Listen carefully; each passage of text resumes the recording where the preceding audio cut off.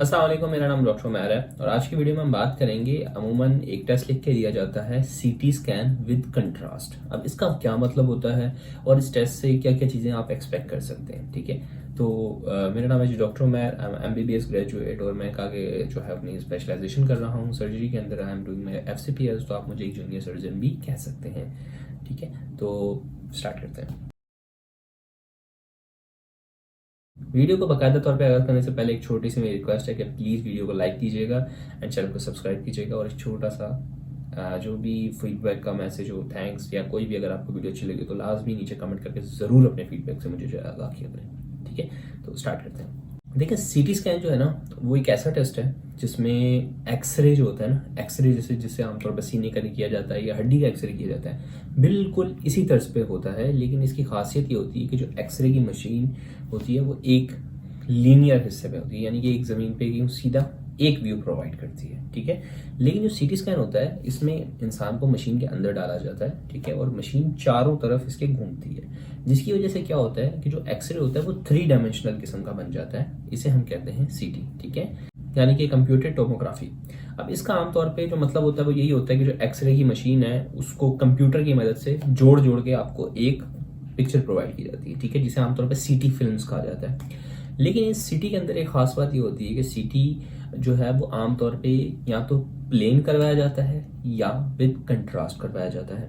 اب plane C T کا مطلب یہ ہوتا ہے کہ صرف سی ٹی اسکین کروایا گیا ہے. ٹھیک ہے، کسی قسم کی کوئی بھی دوائی آپ کو نہیں لگائی گئی. ٹھیک ہے، اس کے مقابلے میں جو کنٹراسٹ ہوتا ہے اس کا مطلب یہ ہوتا ہے کہ کوئی نہ کوئی دوائی آپ کے خون میں شامل کی گئی ہے یا آپ کو پلائی گئی ہے. ٹھیک ہے، عام طور پہ جو کنٹراسٹ ہوتا ہے وہ یوزولی انجیکشن یعنی آئی وی کی صورت میں، یعنی وین کے اندر دیا جاتا ہے. ٹھیک ہے، اس کو کس لیے کیا جاتا ہے؟ یہ عام طور پہ اس لیے کرتے ہیں تاکہ جو خون کی رگیں ہوتی ہیں، یعنی کہ آرٹریز اور ویسلز ہوتی ہیں، ٹھیک ہے نا، جو وینز وغیرہ ہوتی ہیں، یہ بھی اچھے طریقے سے نظر آئے. کیونکہ جب آپ نارمل سی ٹی اسکین کرتے ہیں اس میں جو آرٹریز اور وینز ہوتی ہیں وہ اچھے طریقے سے نہیں پتہ چلتی. ٹھیک ہے، تو عموماً کینسر کے اندر، ٹھیک ہے، یا کسی اور وجوہات پہ چوٹ کی صورت میں یا ایکسیڈنٹ کی صورت میں کنٹراسٹ کے ساتھ نہیں کروایا جاتا. لیکن جب کبھی بیماری کو پتہ لگانا ہو تو بیماری کی صورتوں میں عموماً جو سی ٹی اسکین کروایا جاتا ہے وہ ود کنٹراسٹ کروایا جاتا ہے.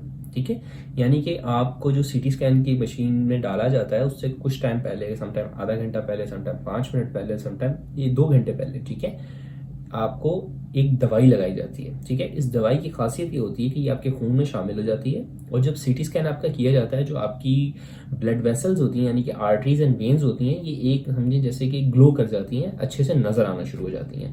تو اسے عموماً طور پہ پیتھولوجیز اور بیماریاں آئیڈینٹیفائی کرنے کے لیے یوز کیا جاتا ہے.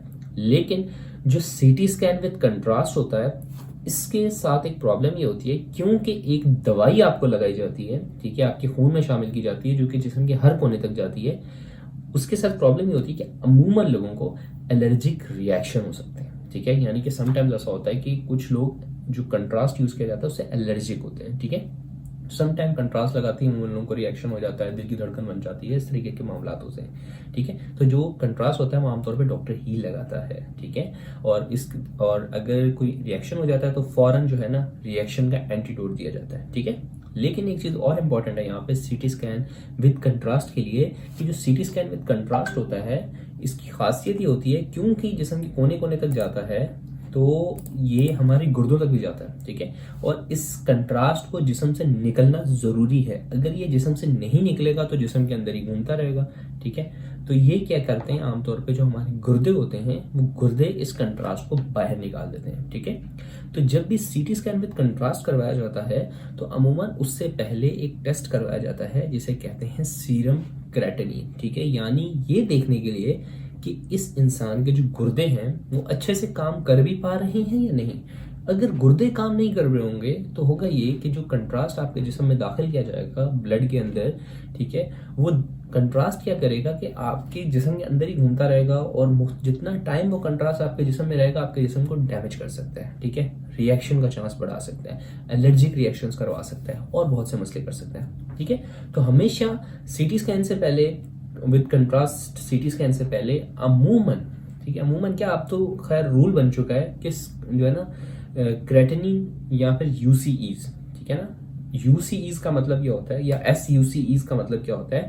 Serum urea کریٹنین electrolytes. ٹھیک ہے، اس سے جو ہے وہ گردے کی فنکشنالٹی یعنی کہ گردے کس طریقے سے کام کر رہے ہیں، گردے اتنے ایفیشینٹلی کام کر بھی رہے ہیں کہ کنٹراسٹ جو ہم جسم میں داخل کریں وہ نکال بھی پائیں گے یا نہیں. اگر وہ گردے کنٹراسٹ کو نکال ہی نہیں پائیں گے تو وہ کنٹراسٹ جسم کے اندر آ جائے گا، وہ برین ڈیمیج کر سکتا ہے اور بہت ساری چیزیں کر سکتا ہے. ٹھیک ہے، دیٹس وائی جو C T scan with contrast ہوتا ہے وہ عام طور پہ اس سے پہلے ایک دن پہلے عموماً فریش یعنی کہ تازہ UCEs یوریا کریٹنین الیکٹرولائٹ یا پھر کریٹنین یا صرف الیکٹرولائٹ، مطلب کچھ بھی ایسا کیا لازمی ٹیسٹ دیا جائے گا جس سے کہ گردے چیک ہو سکیں. ٹھیک ہے، اور وہ 1 یا 2 دن پہلے لازمی ہونا چاہیے. ایسا نہیں ہونا چاہیے کہ آپ نے 1 مہینہ پہلے کرایا اور 1 مہینے کے بعد آپ سی ٹی کنٹراسٹ کے لیے جا رہے ہیں تو وہ ٹیسٹ فضول ہو جاتا ہے. ٹھیک ہے، کم سے کم 24 گھنٹے یا 48 گھنٹے پہلے لازمی ہونا چاہیے.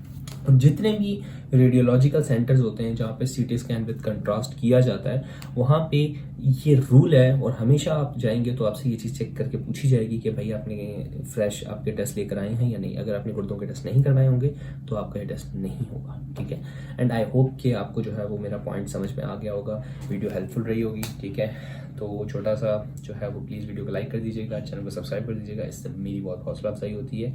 اینڈ کوئی بھی ٹاپک ریکویسٹ کرنا چاہتے ہیں یا کچھ بھی پوچھنا چاہتے ہیں تو آپ کو ڈسکرپشن میں جو ہے ایک لنک مل جائے گا، ایک فارم مل جائے گا، وہ جا کے آپ فل آؤٹ کر دیں تو اس میں ڈیٹیلز ہوں گی نیسیسری جو کہ میرے لیے یوزفل ہوتی ہیں. جب بھی میں لائیو سیشن کرتا ہوں یوزلی مہینے میں یا ہفتے میں ایک بار لائیو آتا ہوں تو میں وہ رپورٹس وغیرہ فارمس وغیرہ عموماً جو ہے وہ ڈسکس کرتا ہوں. ٹھیک ہے، تو آپ کی کوشش میری یہی ہوتی ہے کہ آئیڈینٹی ڈسکلوز نہ ہو.